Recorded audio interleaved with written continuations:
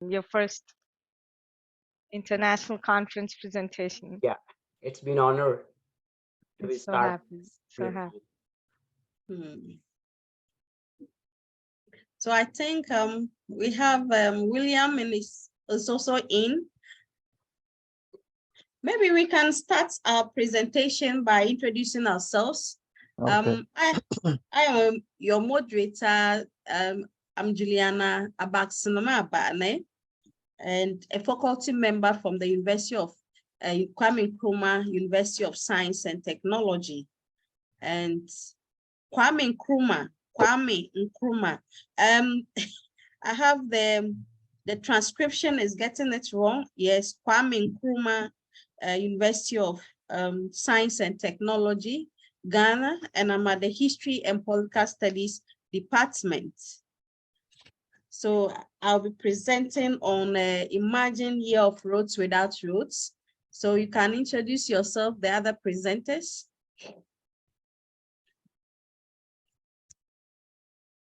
So Magna, you can have your introduction. Tell us.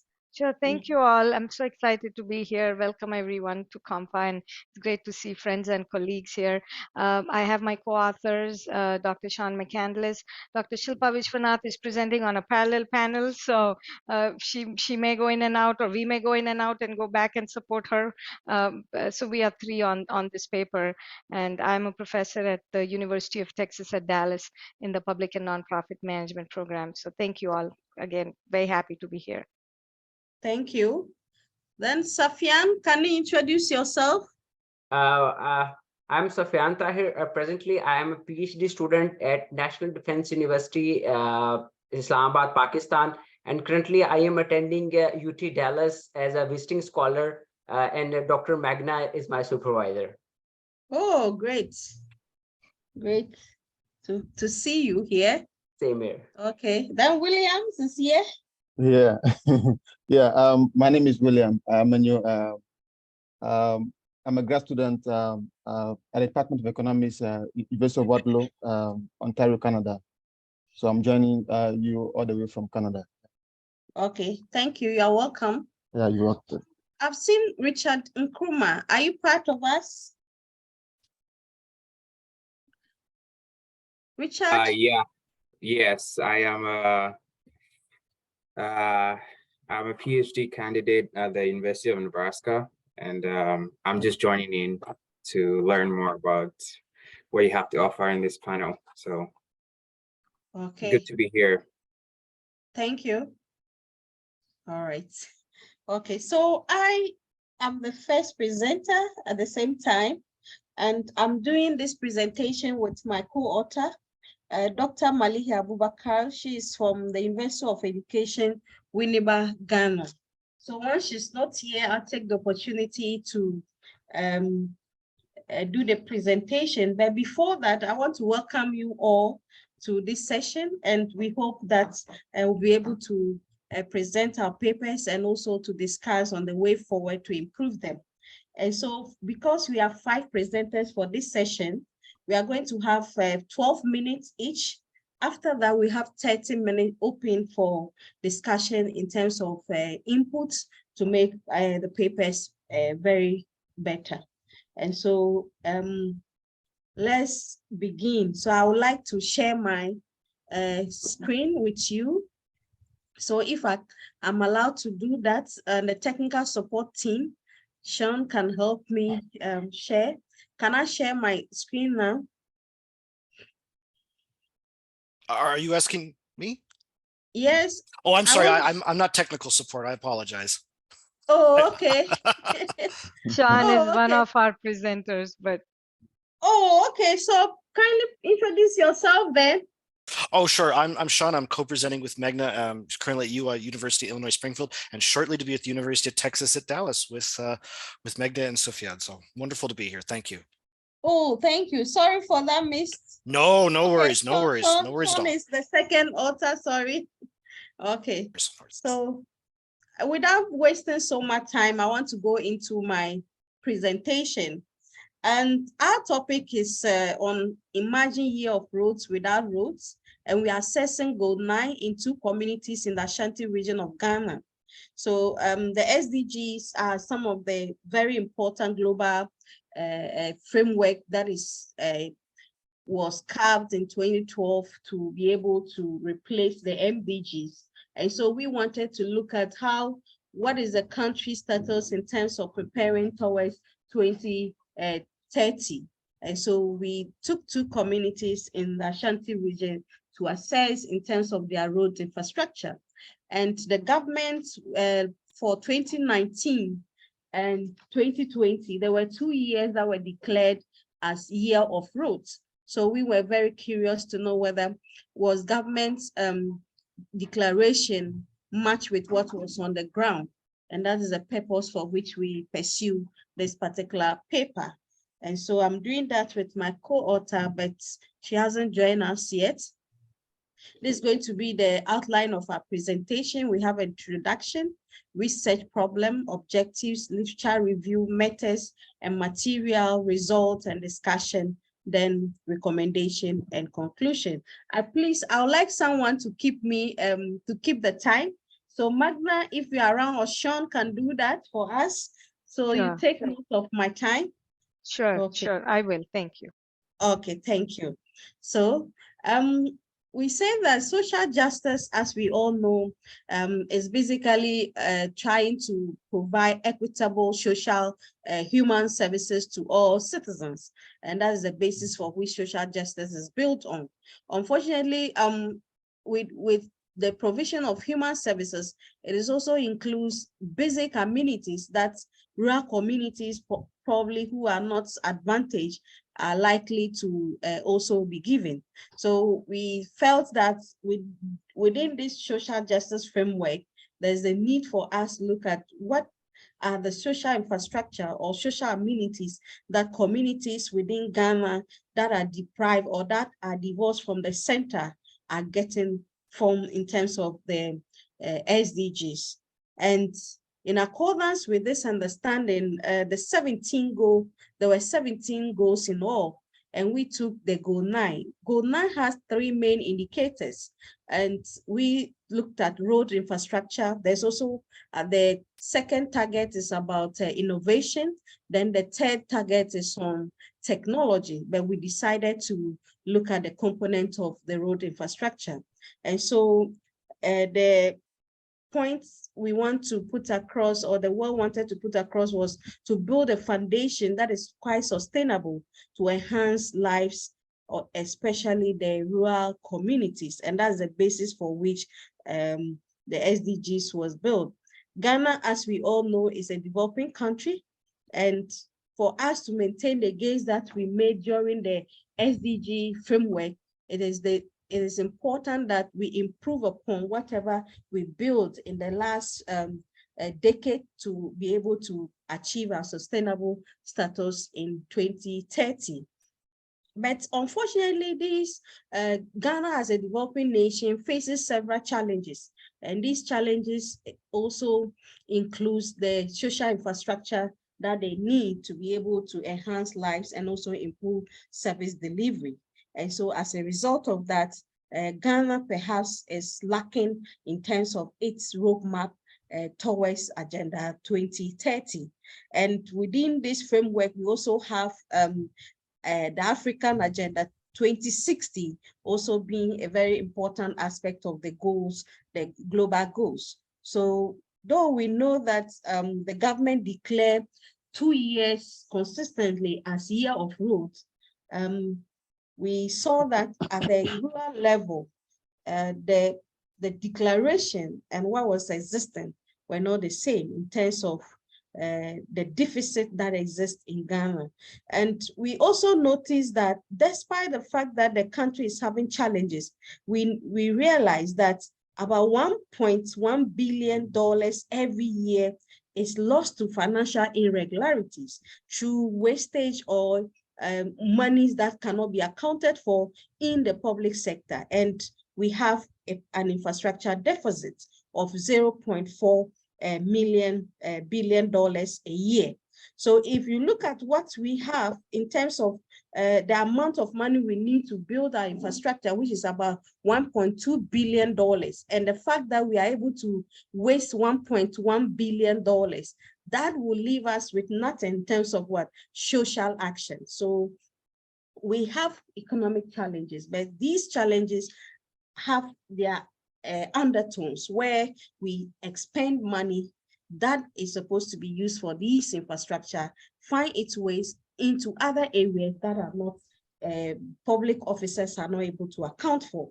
So in short, we are trying to say that what exactly is the state of goal 9 and 9.1 on target 1. And that is the basis for which we are doing our study. And so we sought to investigate the prospects and the challenges of goal 9, target 1 at the local level in the Ashanti region. And we have a theoretical review. We use two theories. We use the infrastructure-led development theory, and we also use the new growth theory. Basically, we wanted to look at what are the assumptions in terms of how development is supposed to be pursued. And we look at this, if you look at the infrastructure-led development theory, it focuses on social infrastructure. If you also look at the new growth theory, it looks at human desires and how to foster or increase productivity and economic growth. And these were the two theories that helps us to conceptualize our ideas.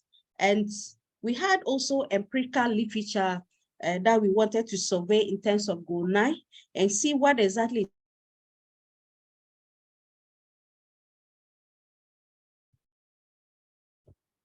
is on goal 9 in other contexts. And so we had Nkrumah et al. 2020. We also have Calabrese et al. 2022. These were studies that were done at a global level in terms of goal 9, and they use certain benchmarks to be able to study. So if you look at a paper we have in terms of, we assess their findings and their methods that were used, and then we looked at what exactly was missing within these findings. And that was to build our own ideas. Then we also looked at Asia. Also, we have Said et al. Also having their study on goal 9 as well. And they use secondary data from 2000 to 2016 in 124 countries globally. And they study the various progress within the target 9, goal 9. And that is how we perceive. Then we also looked at the sub-region 2, looking at al. 2021, also study goal 9, and they also use 4 main targets of goal 9, and they came out with their findings. If you look at all these findings, it points to the fact that some countries within the sub-region were lacking. And so we said that Ghana was one of them, especially in this last study in Sub-Saharan Africa. Ghana was part of one of the countries that were lacking in terms of goal 9.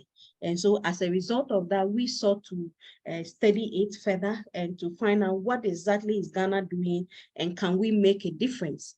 And so our methods and materials, we had a sample size. We did a descriptive study, and we also ran some regression and we used multivariant analysis. We did bivariant analysis, and we also ran some regression to look at our variables. So the sample size was 60 respondents, and we selected 30 each from the 2 districts.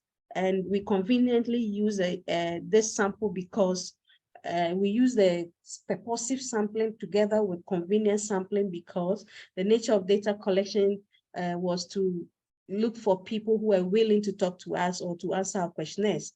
And that was the basis for which we use this. And so we had our variables and measurements. We had progress towards infrastructure development, which had indicators. So we looked at the nature of the roads, the rating of the roads maintenance in the district, the safety of the roads, and all these were the measures that the indicators that we use as a basis for collecting our data. So we also have challenges, and challenges was also having about 4 indicators that we use to measure that variable. Then we also have social infrastructure development as one of the main variable or the dependent variable. And we looked at in terms of closeness to all season roads, like whether it is closer to the people and transportation of goods. Are they able to use these roads to transport their goods from the farm to near markets and all that? These were the basis for which we collected our data. And these are the results of the data. We had the age of respondents, we have gender, we measured gender as well. And if you look at this table, between the respondents fall, the model or the majority of them fell between 29 to 39 years, which was about 21 of them, followed by 18 to 28 years. So Ghana relatively have a very youthful population. And so because of that, our data has been able to locate these youthful, the youths, to ask them in terms of what are the things that were going on, or in terms of the goal 9 and target 1. What were So their 1 minute, 1 minute warning, Juliana. Thank you. Oh, I see. So, and we ran Sorry. the respondents, and these were some of our results, as you can see, and these are the bivalent relationship we measured. You see, social infrastructure development, challenges and progress were very significant, highly significant. And our model, the first model, we ran it without control. Then the second model, we ran with a control model, and there was improvement. The first was 40.5. The second model had 45.9 as its R square. So in summary, we are saying that the two community, Mankranso and Boma, was very low in terms of their infrastructure or road development.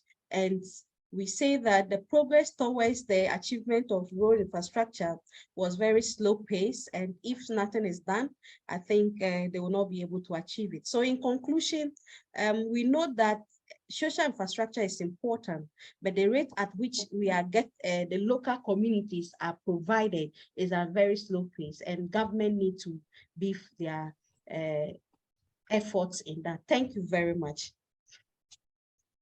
Thank you. Thank you. Yes, so I'm done, and I think that That was perfect. 12. It was on time. Thank you. Thank you. Thank you. It's always a challenge, you know, you do so much great work and then you have 12 minutes to say it all. It's not easy. No. But we are done. So I want the next presenters to do. Maybe you have comment to support us to build this work very well, to make it into a very good piece. You can give us after the presentation. So we have the next presenter, David A. Bell, if he's around. Please, do we have David with us? Dr. Abane, David Bell opted out because of a conflict with another conference. So I came here to let you all know that he would not be joining us. Oh, okay, that's great. Then we'll have Safyan. If you are ready, you can present your paper. Yes, I'm ready. Okay. Screen. You have to, Juliana, you have to, okay. I've stopped, yeah.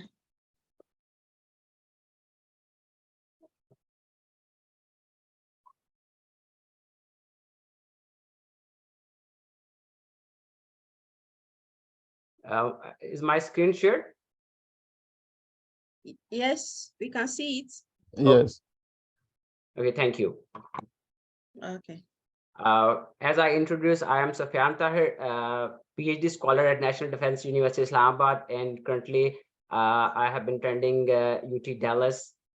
So I have worked on this topic, leadership and public service motivation, focusing on moderated mediation of environmental complexity on job performance under the able guidance of Dr. Meghna Sabharwal.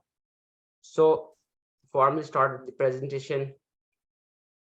The context of the study, in present era, governments have been combating complex and different issues such like pandemics, economic destabilization, armed conflict, growing social tensions, ethnicity crisis, and regulate, we can say like rule state elite capturing the rule of law, and huge infrastructure and service delivery gaps.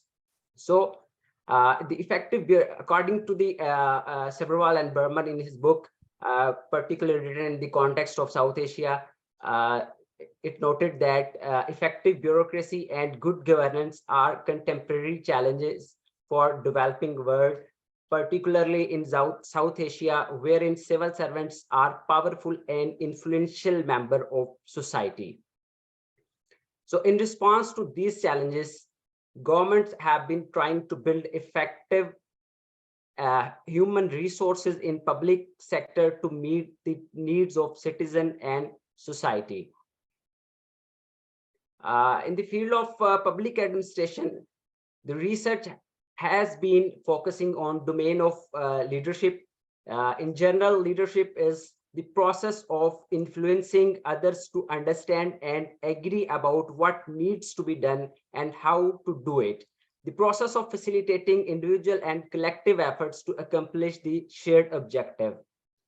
So resultantly, the role of leaders in public sector has been widely given considerate attention and acknowledgement. In public administration, the behavior of a direct supervisor have been explored as an important antecedent to employees' public service motivation. According to Christensen, that PSM is a reliable way to enhance employee performance. So in public sector, the environment plays an important role. Environment of public sector institutions are considered very complex in nature. So it is characterized by involvement of stakeholders from multiple streams of society, ambiguity in their procedures, conflicting situations, political influences on decision making, and unnecessary process of scrutinization. Resultantly, complexity is an environmental characteristic of public sector institutions. The concept of environmental complexity is objective in nature. It depends on which extent and the way individuals are confronted with their particular organization environment. In an environment, different employee has different view about an organizational environment.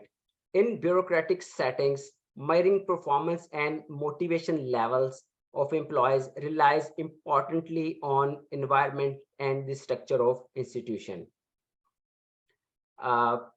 Public service motivation is a result of long-term socialization, but it may be challenged by more immediate influences in an individual's organizational environment. So the purpose of this study argues that the performance of civil servants with high level of PSM can be enhanced by managing the complexities in their environment in bureaucratic settings. Hence, the purpose of this study is to examine the effect of leadership on PSM and job performance of civil servants, and the moderating role effect of environmental complexity on the relationship between the motivation and the job performance. So next slide. This study uses the social learning theory as a framework. Social learning theory says that individuals learn required and appropriate behavior at work by watching and emulating credible role models. Social learning can be used effectively in workplace to observe the model productive behaviors. However, social learning does not occur passively. Attention, retention, reproduction, and motivation are required in order to benefit from social learning. In attention, individual needs to pay attention to the behavior and its consequences and form mental representation of the behavior. This means that the model must be salient, noticeable. If the model is attractive, prestigious, or appears to be particularly competent, then the employer will pay more attention. And if the model seems more like the public servants, they will pay more attention. And second part, the retention, it's storing the observed behavior of their leaders into long-term memory where it can stay for a long period of time. Then in reproduction, the individual must be able or have ability or skills to physically reproduce the observed behaviors. This means that the behavior must be within their capability. If it's not, they will not be able to learn it. Finally, the motivation, the observer must be motivated to perform the behavior. This motivation can come from a variety of sources, such as desire to achieve a goal. So in this theory, environment plays a larger part in learning that occurs within a social context. In this view, public servants are active agents who can both influence and are influenced by the environment. Therefore, public leaders need to emulate behaviors to motivate their subordinates and create conducive environment in order to get the desired performance.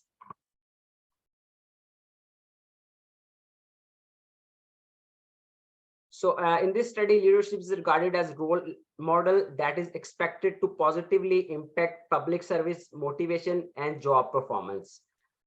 So according to Bandura's social learning theory, we learn from interacting with each other in a social context.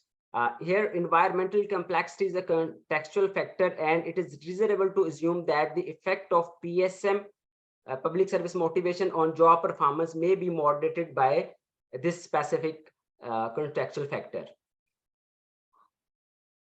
Now, our study was conducted by a self-reporting questionnaire from 500 public servants in Pakistan, selected through the unified cadre of CSS, Central Superior Services.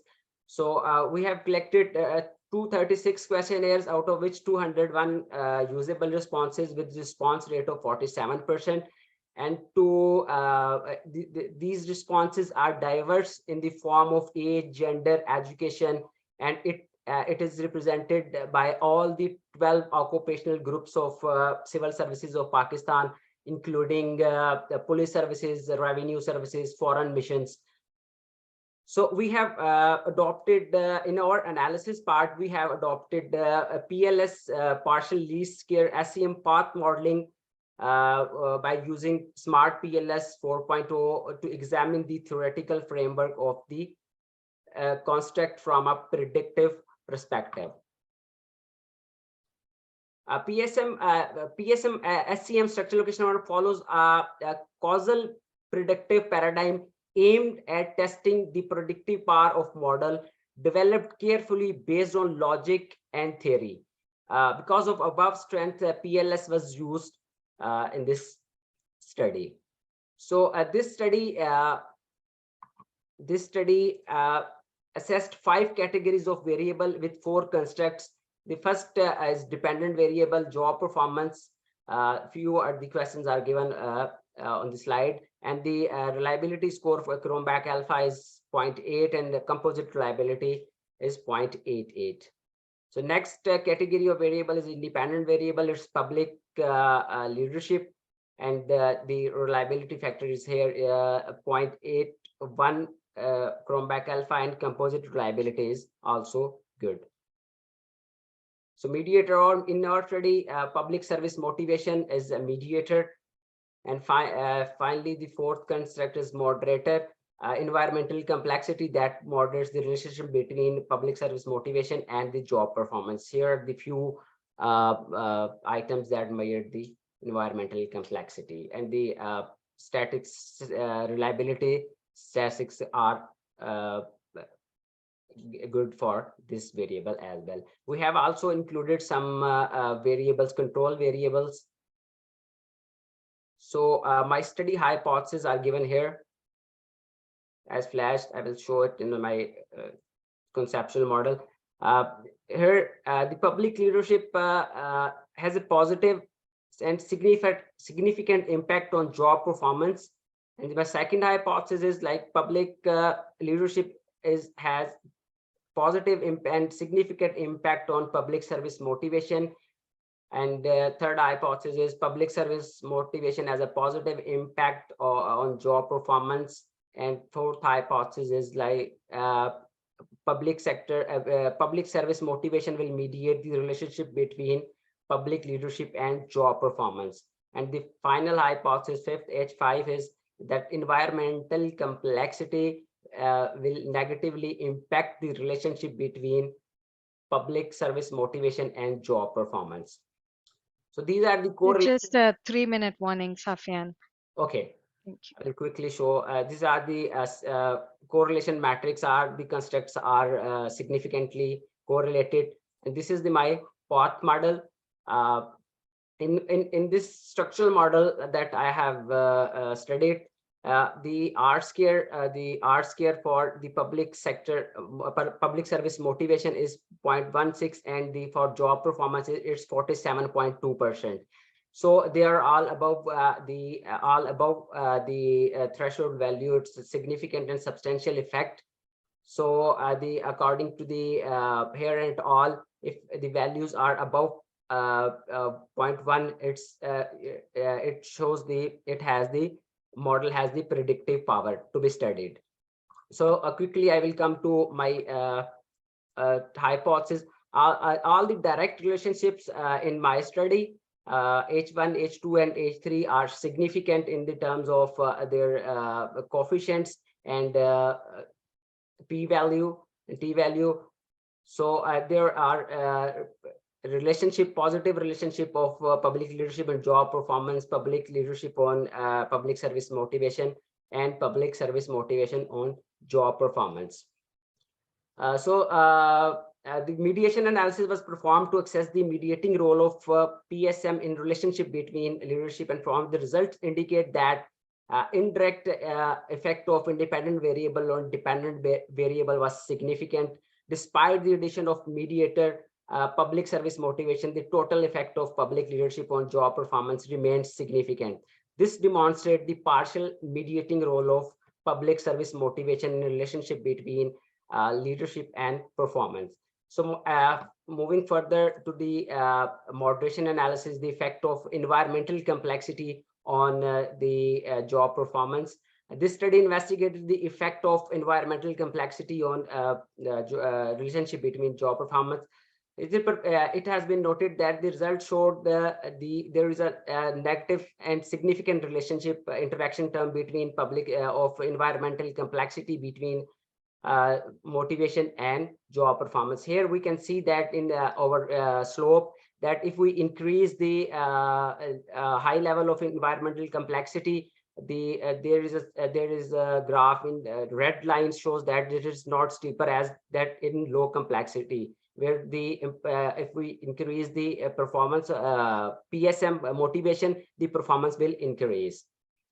So for further, we have also conducted the samples t-test for performance of males and females civil servants. It showed that the female civil servants performed quite well as compared to their male counterparts in this service. So a summary of results, like a higher level of public leadership behavior resulted in high job performance among the civil servants. The level of public service motivation increases by leadership behavior of their supervisor.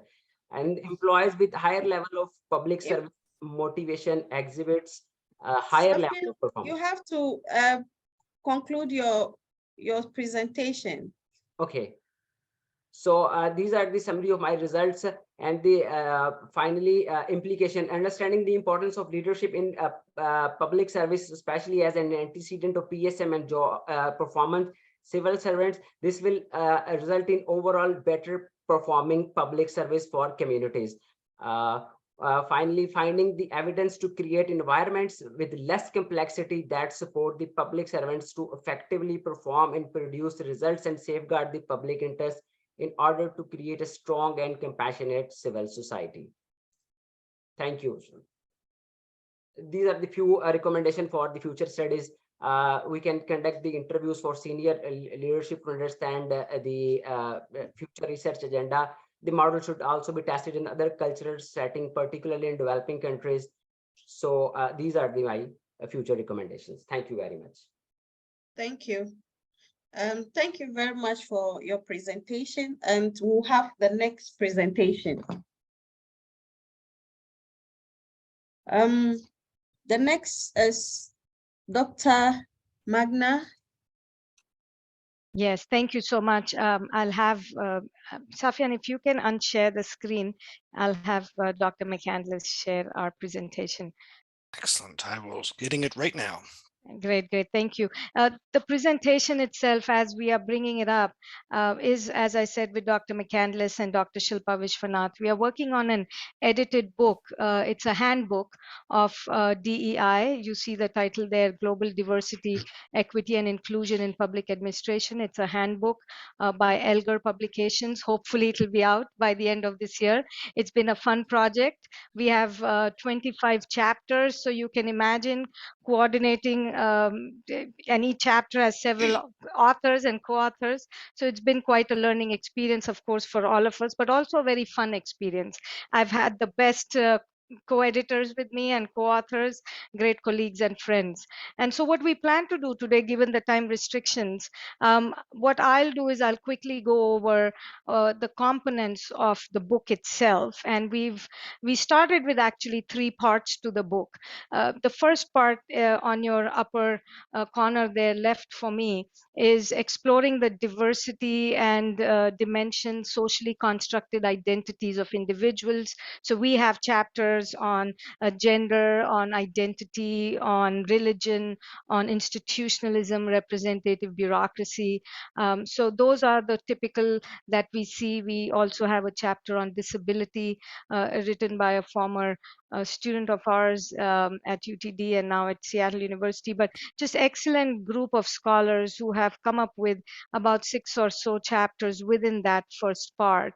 And then from there we said, you know, there's the part of sectors, right? We know about DEI, how it operates at the individual level, or how these dimensions are socially constructed. But our interest was to see how we can apply this frame to these various sectors, whether, you know, it's, sorry about the typo there, whether it's healthcare, whether it's education, whether it's housing. We have something on agriculture, we have something on policing, we have nonprofits, and we, you know, so we have about, and HR also is part of that. So we have about 7 or 8 good chapters there exploring DEI within the sectors. The end goal is, of course, that it's useful in our classrooms. We can use this as a text or supplementary text as we talk about these issues. And this is such an important aspect of the curriculum, right? Whether we are in the US or even in other parts of the world. Hopefully this book will be applicable to wide audiences. From there we said, you know, we would want the part 3, speaking of the global issues, because DEI, as we know of in the US, diversity, equity, and inclusion, may be something very different in a global context, right? And so we thought it was very essential to include a whole section. So our part 3 of the book, in fact, has about, I'd say, 5 or so chapters looking at some of those issues, from whether it is immigration, whether it is even caste and education from an Indian perspective. We have a chapter on global climate policy. We have a whole chapter on disability in the Caribbean. So it's been really a learning experience for, in fact, all of us. And you know, we hope that that's what we can convey to our audiences too when the book is out. Hopefully, like I said, by the end of this year. These things take longer than one expects. It could be even next year, but we hope by end of this year. And then the last part is something that we did not initially conceptualize in our minds and in our proposals, but as we started getting chapters, we found that we could in fact have a part 4 where the authors are actually dwelling deeper into DEI issues, but from a very personal perspectives, their own positionality. And I think that's very important because, as a field itself, we've not done much of autoethnography or expressing things and writing about things from your own positionality, from your own lived experiences. So I think the audiences and our students will find this very useful because one of the chapter actually challenges the Western whole perception and research on DEI and pushes us to look at some of these other lenses that are out there. So you'd like that. There's a whole chapter on DEI and decolonization and about mentoring and liberalization. So hopefully that part 4 will also be extremely useful for the book. So all in all, 25 chapters. We are all working on it very diligently, and we have a framework that we hopefully will present towards the end of the book that will then can be taken, can be tested empirically, or it's challenging to test it empirically, as Sean will talk about it, but hopefully parts and pieces can be, but we are trying to present a holistic framework. So Sean, I'll hand it over to you. Thank you so much. Well, thank you, Meghna. That was a wonderful introduction, and I think it's really important to really highlight something that Meghna noted, that we were particularly hoping that this is going to be useful in the classroom. And so part of the reason that we are approaching the presentation we are today, especially about the framework that is emerging across the chapters, is because we really want students in particular, regardless of the class and regardless of where the book is assigned, to really walk away with an understanding of how multiple variables and factors are related to one another. And so Meghna, Shilpa, and I began with 6 really enduring blocks of questions, and there's actually some sub questions at the bottom here. Is, well, first of all, what do we mean by D, E, and I individually, diversity, equity, and inclusion as individual concepts, not only within public administration, but also about how different cultures, different regions, different countries, different groups conceive of this, and trying to have that breadth of that understanding. But also not only do what these terms mean individually, but what do they mean together? We so very often talk about diversity and equity, and there is inclusion there, but how do they work together? And also, what does inclusion mean? What is the extent of it? But as importantly, what does DEI mean comparatively? We very intentionally set out to have this book really focusing globally as possible, because there's so many works out there that are emerging that really challenge us to think in terms of this comparative global dimension. For instance, Johansson and her colleagues do this in the context of the South Asia region. Gooden and her colleagues do this in the context of nervous areas of government globally, and we have chapters in that. But also, what are the key underpinnings of DEI? That is, historical, cultural discourse. What is DEI within agencies themselves? And finally, culminating these questions, these even more fundamental questions that are woven throughout. What's belongingness, which in many ways we could argue is a culmination of DE and I together? What is justice as well? And what is power? And so what Meghna, Shilpa, and I are doing is across all of the chapters, but all across the literature, we're trying to chart what are the authors telling us? What is the literature telling us about how do we get to these big outcomes? And also, what are the big outcomes that we tend to talk about? So outcomes, we're defining them in terms of the book, and hopefully this is going to be useful for students. We really welcome your feedback on this, is that we're defining them as long-term consequences that present patterns of both advantage and disadvantage. One of the things that we're very intentional about having defined in the book is the nature of disparities, which are differences that are due to bias, prejudice, and discrimination against particular groups. But also the reality that many of these outcomes are going to be facilitated through administrative structures, through the structures of the state. That is the concrete manifestation of both state power, but also societal power, recognizing that there's actually probably an organic relationship between the state and society. But also belongingness, a term that we're hearing a lot more within DEI discussions, this feeling and state of having an essential and important part of something, which we're seeing as an outcome of both societal and administrative impact. It's neither one or the other, it's both, and likely an outcome of DEI, but also is critically power, whether it's power with, that is power sharing, or power over, the ability to affect change, but also this recognition that we don't possess power so much as we exercise it. And also justice is the continuing of these outcome conditions. So this is that end point. We're saying, well, how can we communicate to students? How exactly do we get there? And so what we began with is saying, well, obviously, there's going to be the power of the state. And we're talking about this in terms of agencies because we're also in public administration. So that's where our focus is as well. And what our authors are telling us and what we're trying to communicate to students is that those outcomes are also going to be results from outputs of agencies.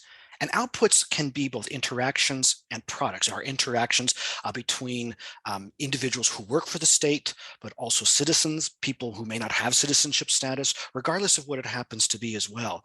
And products can be both intangible and tangible. So for instance, a tangible product of an agency can be something like a driver's license, whereas an intangible product, something like a university, can be something like an education, which maybe has that tangible product of having the diploma, but also intangible in a lot of ways as well. How do we get there? And how does DEI fit in there? So what our authors are telling us and what the literature is telling us is that DEI themselves, we have to go even further back to this idea that organizational culture and organizational practice are both related but also distinct things.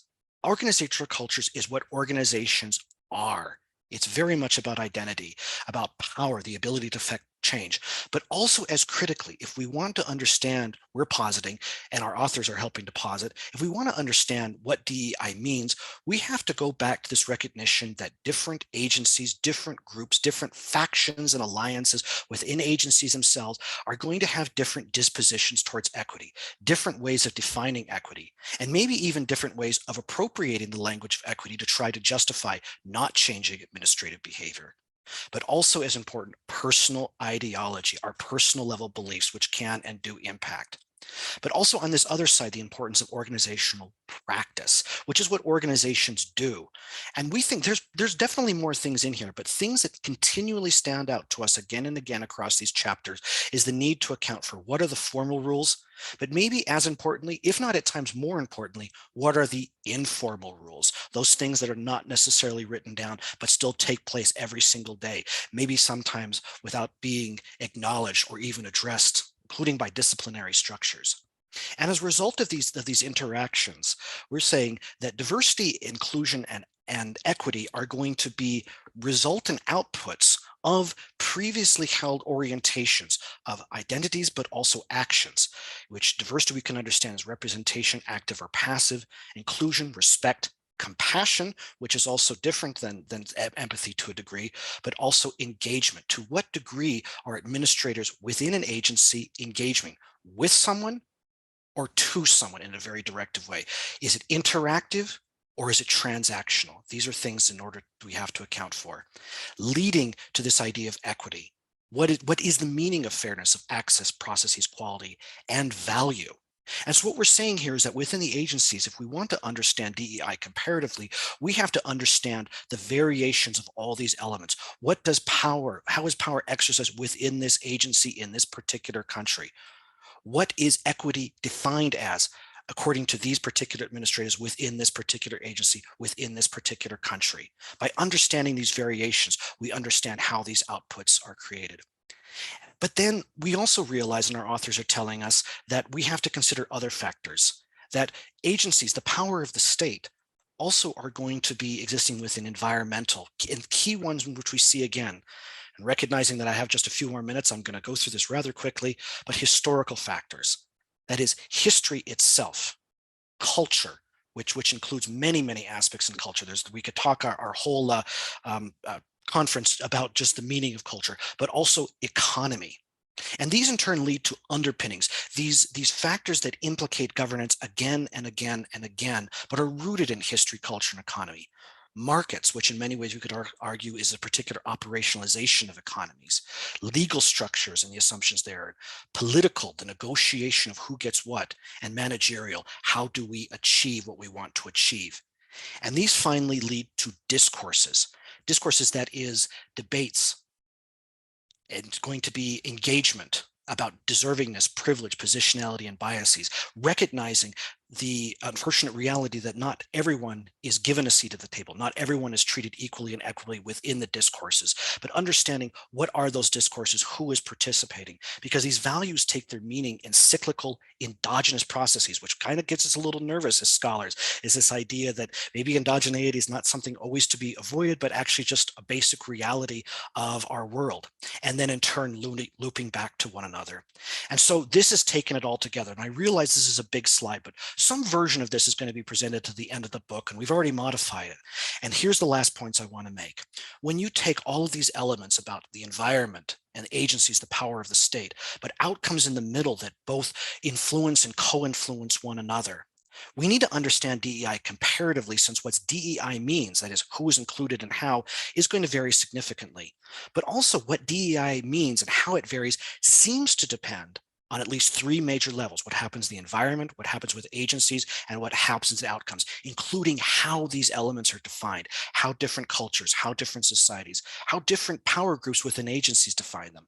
But also DEI clearly has macro, meso, and micro dimensions. And in order to handle this complexity, we have to understand all of them. Maybe we can't account for all of them, but we have to acknowledge that they're there. And fourth, injustices do not merely happen. If we want to communicate this to students, we have to indicate that these are also going to be outcomes of processes. So we have to understand, how do we get there? And finally, to promote justice, we need to chart how justices and injustices occur. And then if we can chart this, then we know where to redesign processes at key points. And so we have numerous sources that help undergird this. So you can request these slides if you like. And with that, I'd just like to thank you on behalf of Dr. Sabharwal, Dr. Viswanath, and myself. So thank you so much. Thank you, Sean. Thank you very much, Sean and Magna. Your co-authors, you've done very well. Diversity, equity, and inclusion, I think, is a very important subject around this time. And we hope we'll get copies of your book soon. Okay, thank you. So Williams, if you are there, you can start your presentation. Okay, thank you. Share. Thank you very much. Yeah. Okay. So you have 15 minutes. Okay.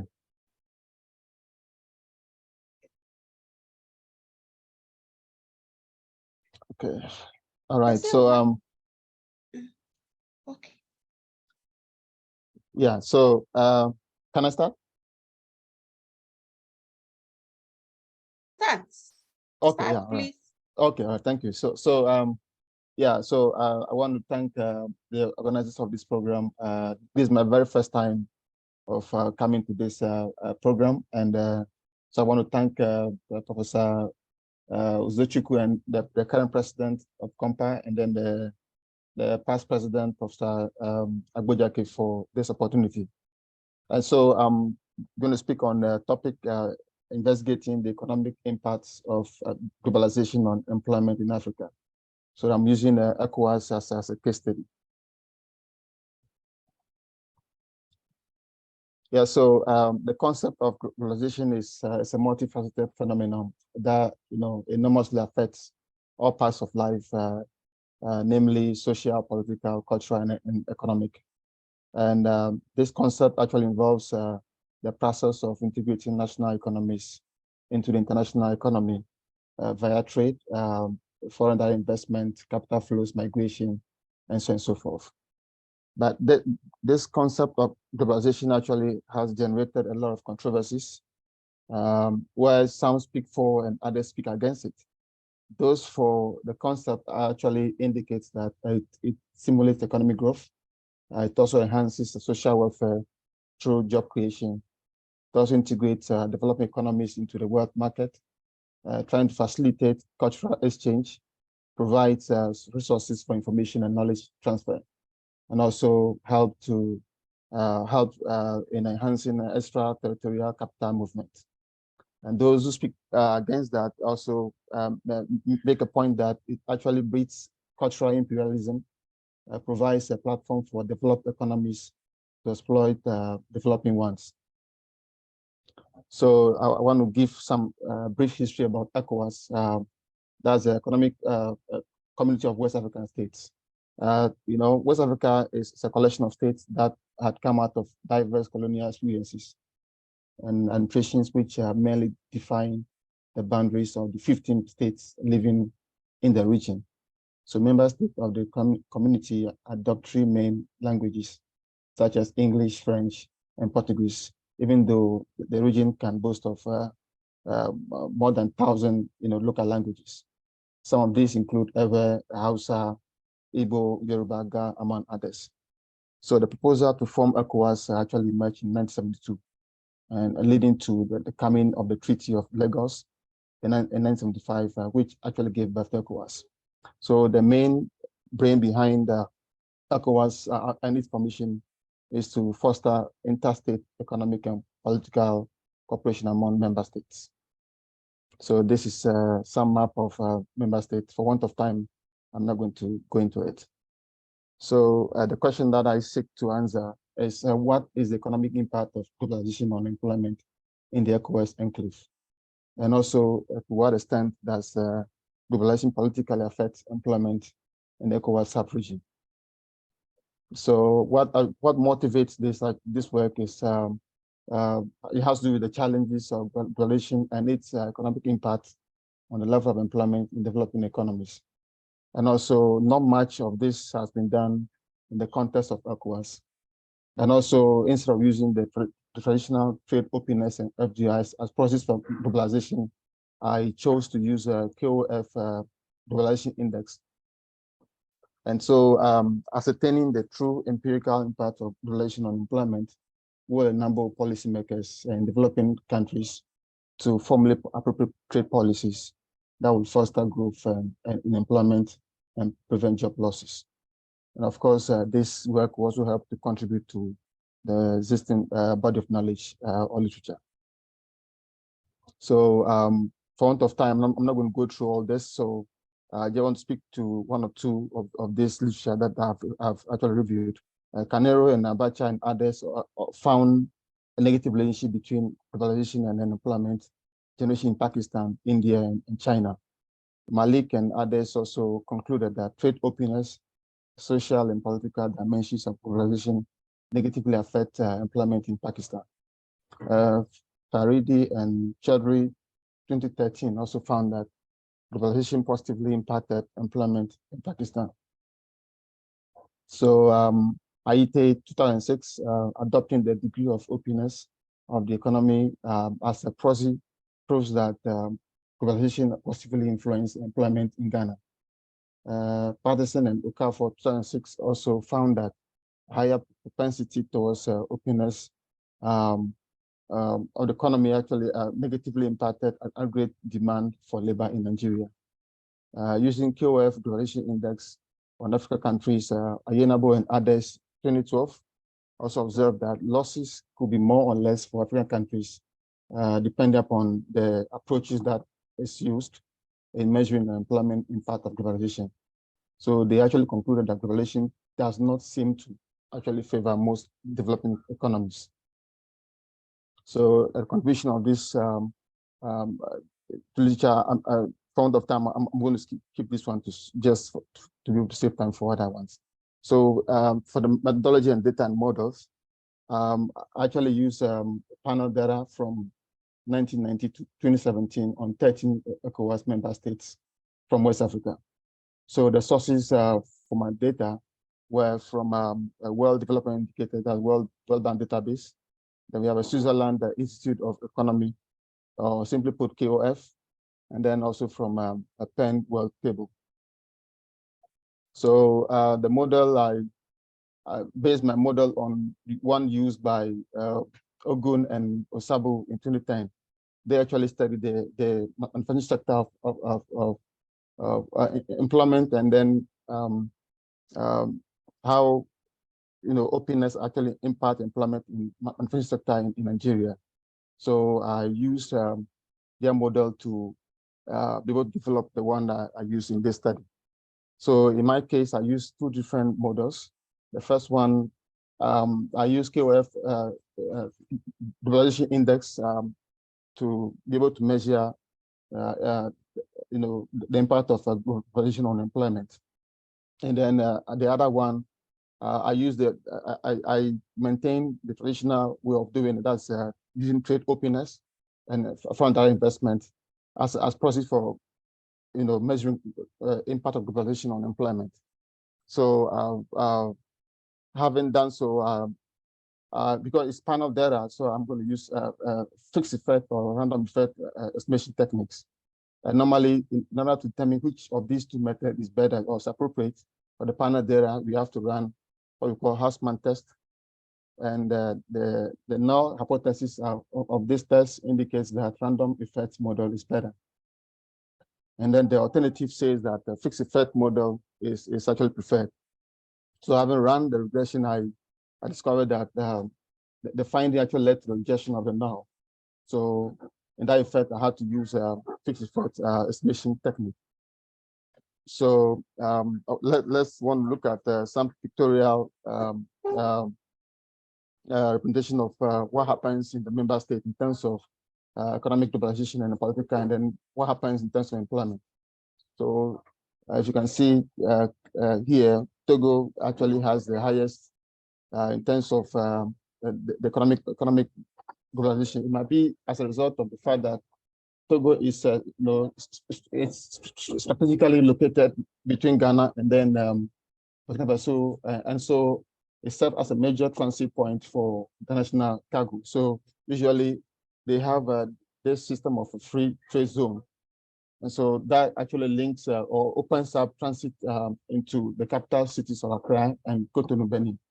So clearly you find that they are more open in terms of economic, in terms of globalization. So when it comes to economic dimension. So for political, we have Nigeria leading the chart here. Probably they are more globalized when it comes to politics, global politics.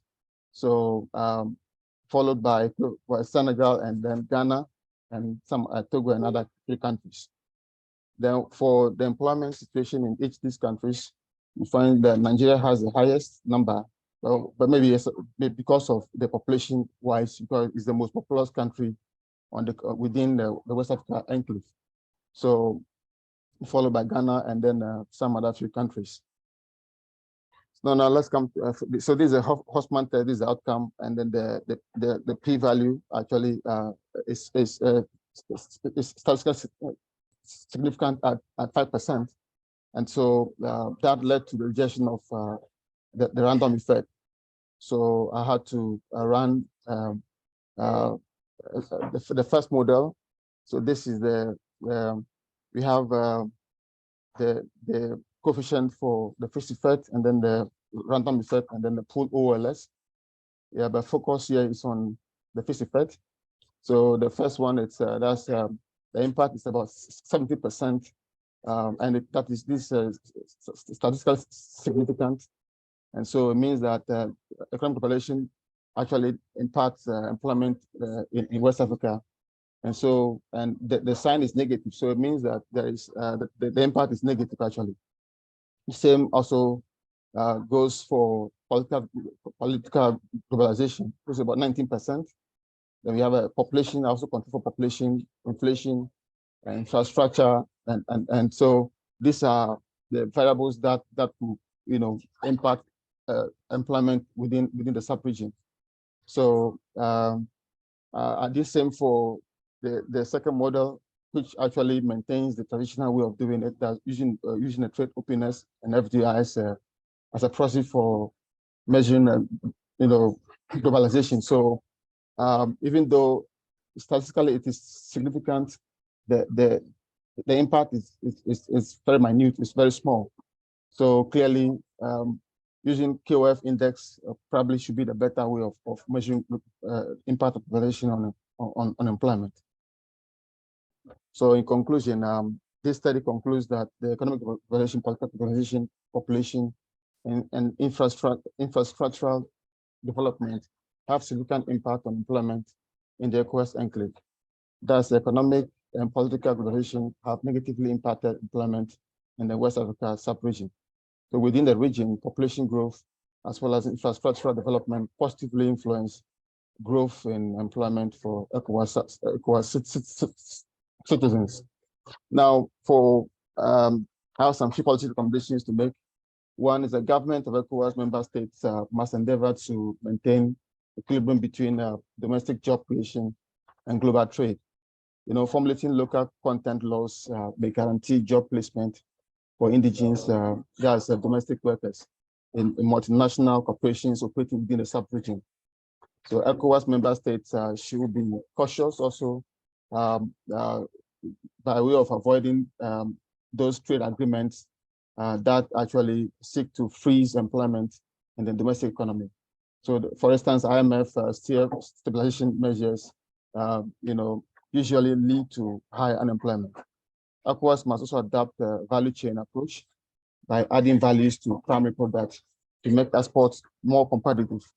And so this helps to also avoid misrising growth, or what we call a jobless growth. So you find that country is growing, statistically, but it's not having an impact on employment. Then we have there's a need for ECOWAS, member states to also pursue import substitution industrialization programs. And this will also go a long way to empower the domestic firms to provide employment opportunities for the citizens of ECOWAS. Member states must also endeavor to support growth and expansion of infant industries in their jurisdictions to enable them stand national competition. This promotes job creation in the domestic economy. Okay, so kindly some Okay, so so finally, ECOWAS government must also facilitate any access to credit and financing. So that will motivate young entrepreneurs to be able to take risks and establish businesses that will ultimately make them employers on their own. So flexible loans from ECOWAS Bank or EcoBank should also help in that direction. Yeah, thank you for the attention. Yeah. Thank you very much, William Sameyo, for a wonderful presentation. And at this point, the floor is open for contributions to any of the discussions or the presentations we did. I'll start by, I don't know, but I'm interested in to find out whether the book that is being presented here, was it a data-driven book? Is that a question? Or a conceptual? Yes. Was it conceptual? It is a data-driven book? No, it's not a data-driven. I think there's some chapters that may have some supporting data, but we will not see fancy regressions or econometric models. That was not the goal of the book. It is definitely going to have varying. That's a good question. Some have case studies, some have ethnography, some have a detailed literature review, some have systematic literature review. So the methodology varies, but for those, we think there's enough research out there that we can even point to if people are interested in the more fancy, the models, econometric, which is of course important. I don't deny it, but that was not the goal of the book. Sean, would you want to add? Yeah, I appreciate the question, and Megan, I appreciate your comments too. And I think one way of looking at what we set out to do is, especially because it really was also what the publishers wanted, and also what we wanted to accomplish with it, is that in many ways this is each chapter is helping to set some sort of way of thinking about a topic, what is currently known about the topic. And so in our negotiations with the publisher, and also in dealing addressing with authors, we ask them to indicate what is known about what diversity means with respect to whatever this topic is, what's currently known about it, and then equity, and then inclusion. With the inclusion section, particularly forwarding empirically demonstrable, actionable recommendations to promote DEI.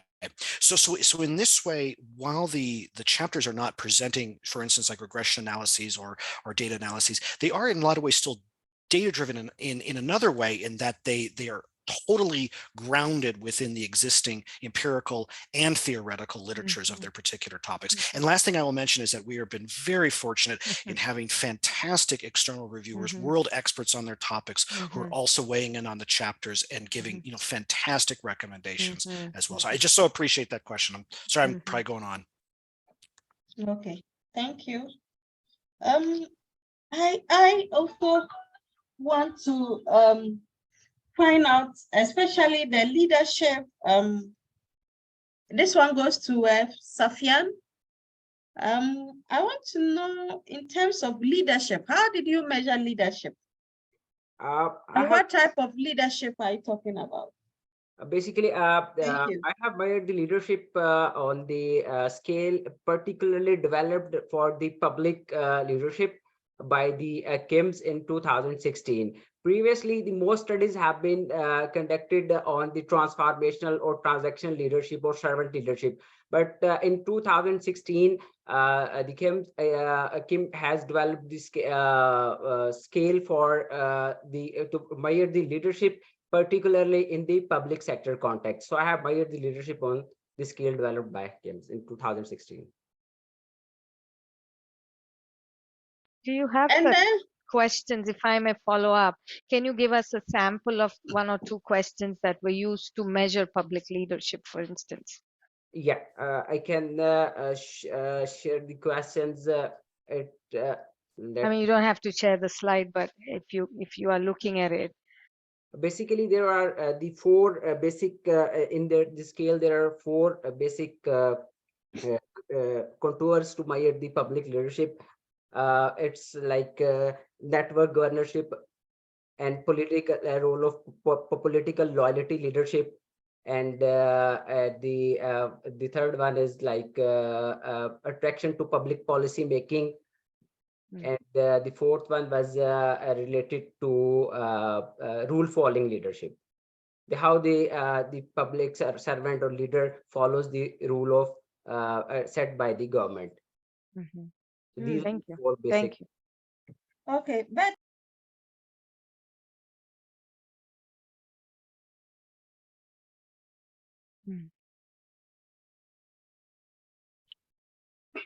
I think you're muted. Yeah, I think Juliana, you got muted for some reason.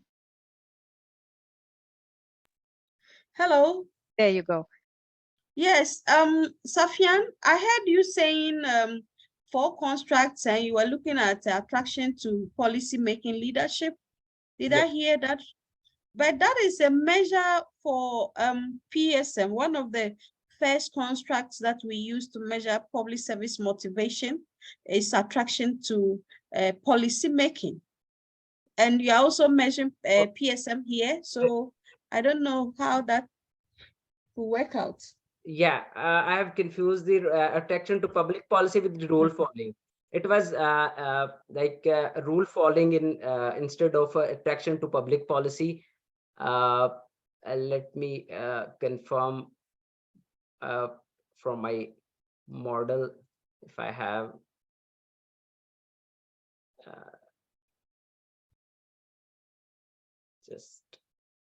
Just few minutes. Like I lost the question here. It was. I can pitch in. I think the one of the questions my senior officers emphasized, me and my colleagues, that it's important to follow the law. My senior officers motivate me and my colleagues to regularly work together, so people form networks. So it's that. I think I had those 2 for now, but maybe. Yeah, let me check.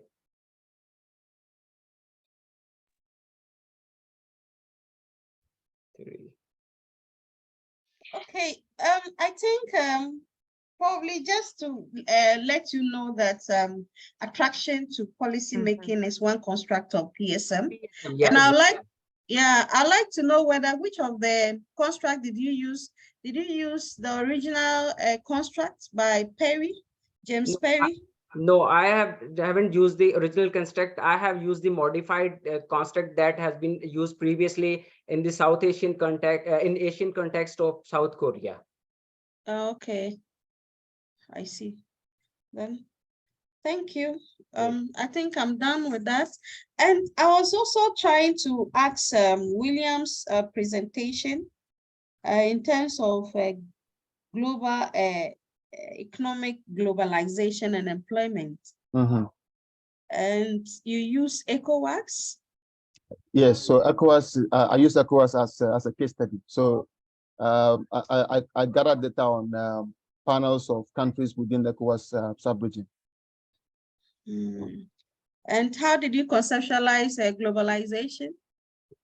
Yeah, so yeah, usually in the literature, usually they normally use foreign direct investment and trade openness as approaches to measure globalization, how countries are integrated into the world market. So when I say a country is more globalized, it has to be how connected that country is.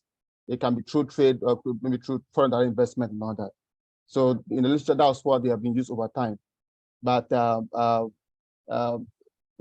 modern literature also says that that shouldn't be the best way of measuring globalization. So Switzerland Institute of Economy actually came out with an index called KOF index. So that's what I actually use to measure the impact of globalization on employment. Okay, but I think I have a problem with your target population and you describing it as globalization. You know, we have globalization. Are you looking at in terms of their trade relations with other nations or within themselves? No, so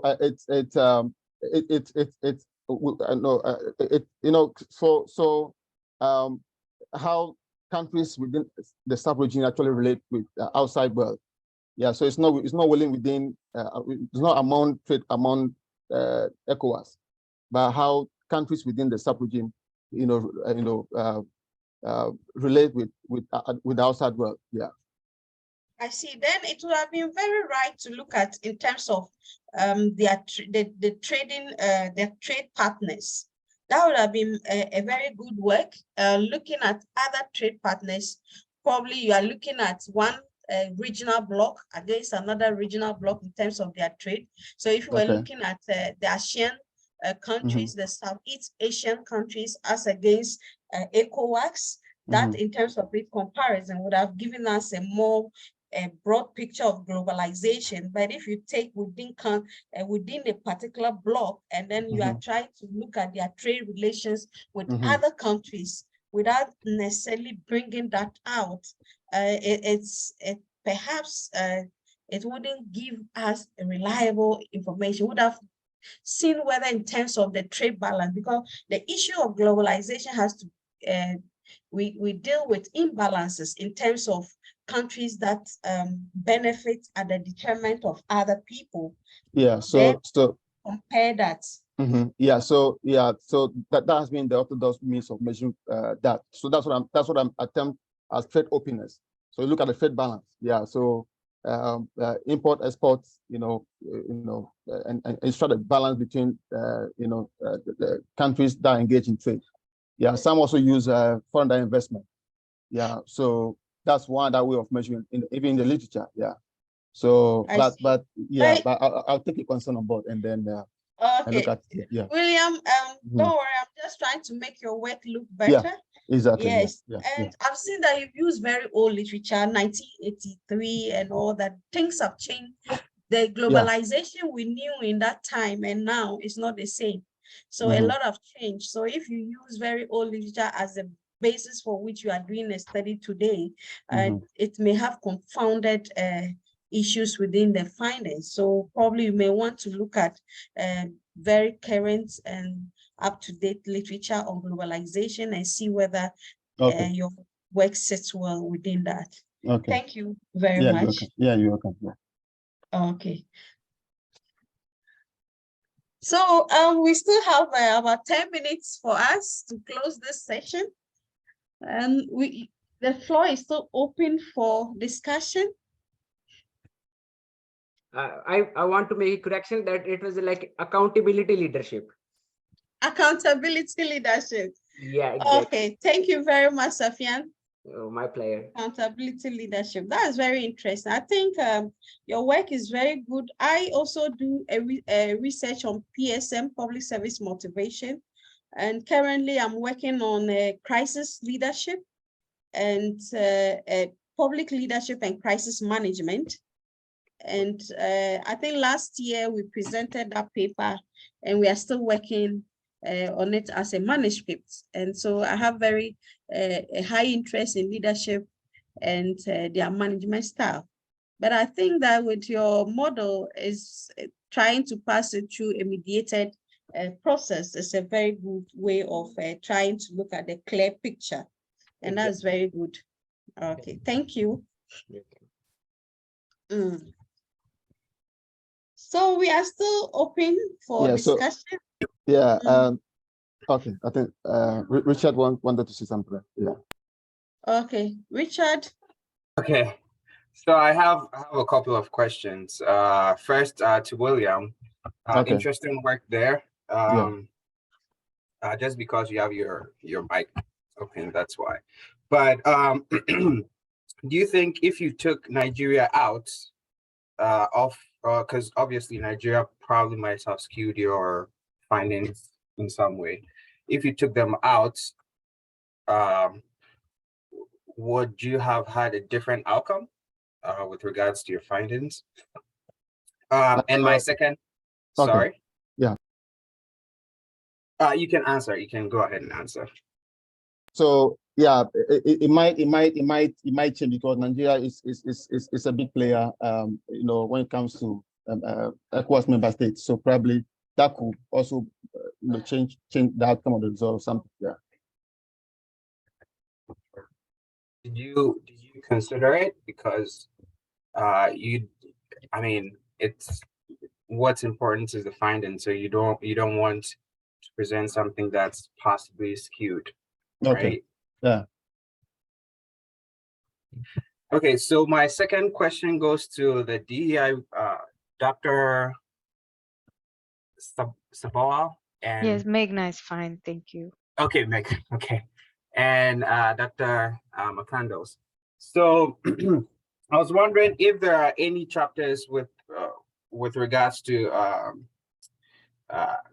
educational institutions, primarily looking at graduate schools, graduate students, and their experiences, because I think I have my colleagues and I have a paper on something along those lines, and we presented it at COMPA last year, and I think your book comes at a very interesting period within the whole conversation of DEI, equity and inclusion, and things like that. So I was just wondering if you considered or looked within that framework. Thank you for that question, and I would love to hear more about the work you all are doing. It sounds very interesting and fascinating. And I agree, this is we should have been doing this work a long time ago, but okay, that's a whole different discussion, I guess. But we do have a chapter on education, where Professor Cristina Medina is covering some of the education and DEI, but I would say more from maybe K through 12, the book banning and all of that, that's, you know, we are experiencing. But then we also have a chapter on mentorship that can probably talk to some of the work you are asking about, you know, graduate students, and what's so there. So that chapter most likely, and Sean will tell us a little bit more, but we will move that into the perspectives, because that one really fits very well, because these are the lived experiences they're talking about, how we can improve the mentoring to then further improve the experiences of graduate students. You know, I was a graduate student who came from India 23 years ago, and I wish we were talking about these issues then, would have probably changed my own experiences of being a graduate student and then moving through the academia. So again, thank you for that question. Sean, would you like to add something? No, Meghna, that was perfect. I just want to say that one of the things that we're so excited about both of those chapters is that the authors really do chart both the way that inequities and injustices come about, but also suggestions for how to resolve those. And so we have, you know, again, K through 12, but then also college level education as well. So we're very excited about that. And congratulations to you on your work. We're really, really interested. Thank you.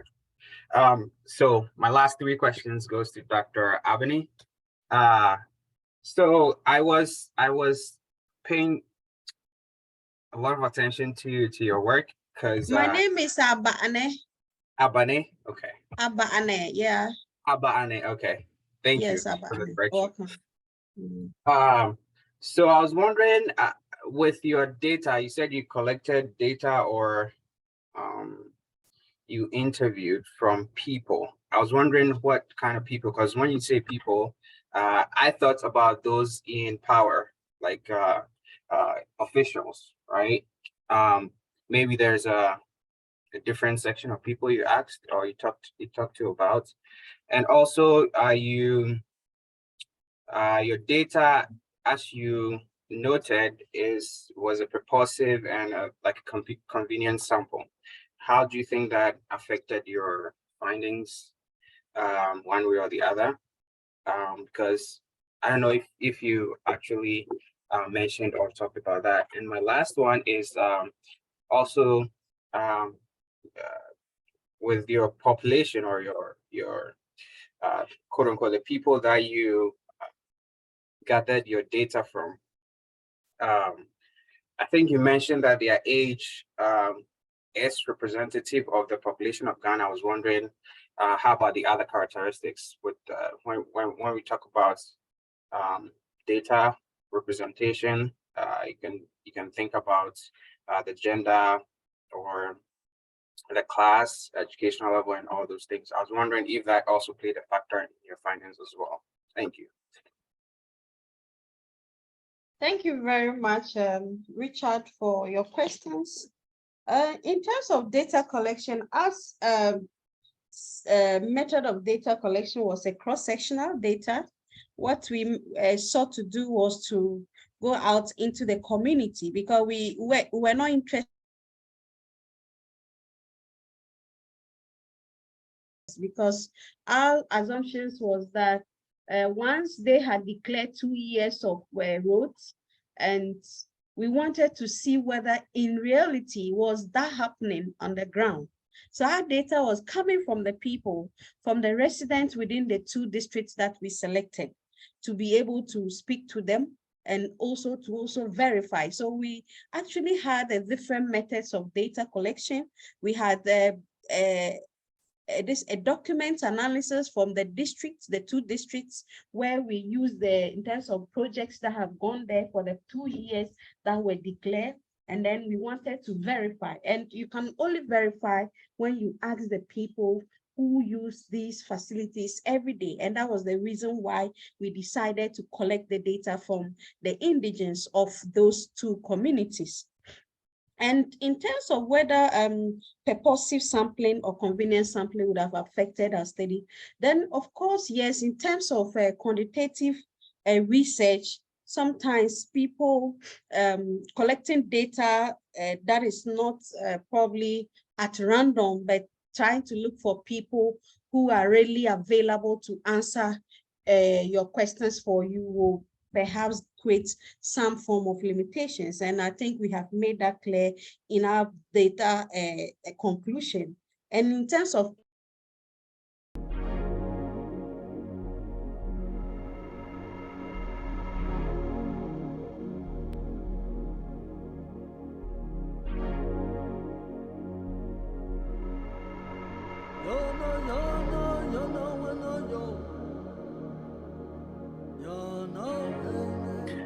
Kelechi, I think some panels were concluding and were kicked out. Is it possible to send them back for a few minutes?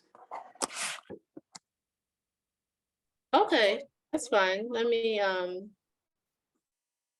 I'll just open all of them and close it in 10 minutes to give everybody at least 5 minutes of breathing space before.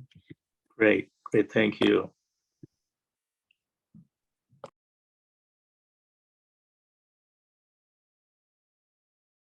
And President, the social equity one is done, so.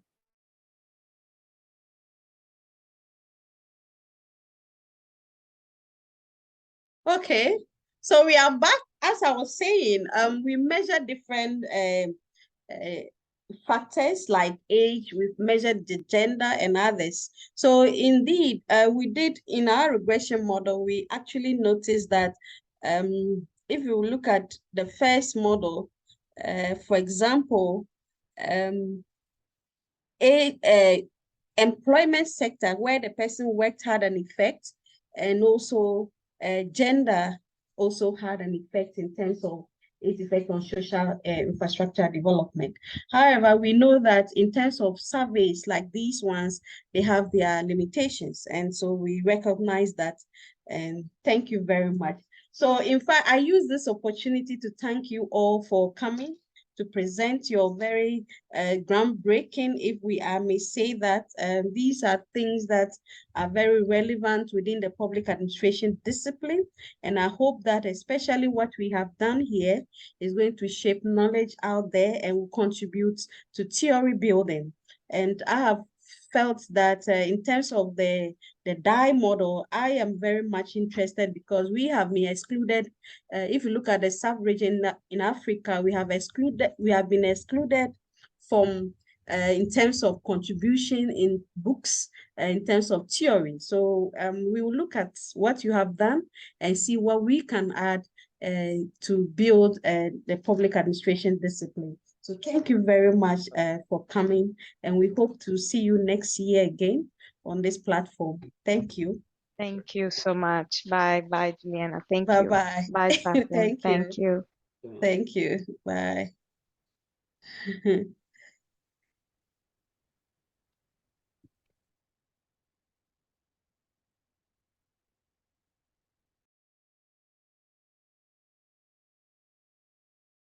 Presentation that is the